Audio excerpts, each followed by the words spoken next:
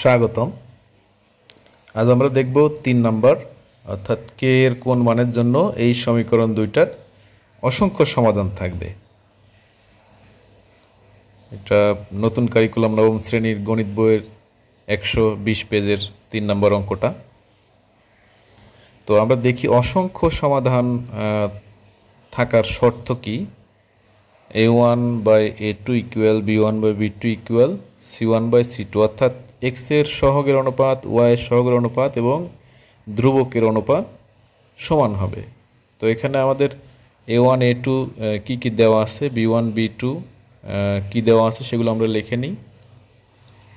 আর c1 দেওয়া আছে হচ্ছে k, c2 দেওয়া আছে হচ্ছে 5 - k। তো আমরা শর্ত অনুযায়ী মানগুলো বসাই।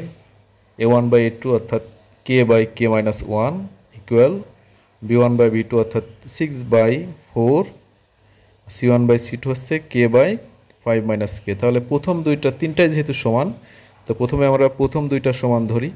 আমরা আর গুণন করে 6k - 6 ইকুয়ালস 4k, অর্থাৎ 2k সমান 6, k ইকুয়াল 3। এখন আমরা দ্বিতীয়টাও যদি সমান ধরি তাহলে আমরা 8 গুণন করি 4k ইকুয়াল 30 মাইনাস 6k, পক্ষান্তর করলে 10k ইকুয়াল 30, অর্থাৎ ভাগ করলে পাওয়া যাবে 3।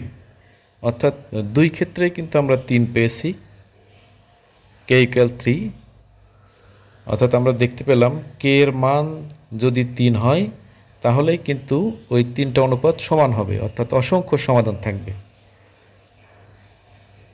তাহলে এটার অ্যান্সার হচ্ছে 3 যদি আমরা কে এর মান বসাই তাহলে ওখানে সবগুলো অনুপাতই সমান হয় এবং সমীকরণ দ্বয়ের অসংখ্য সমাধান থাকে। ধন্যবাদ।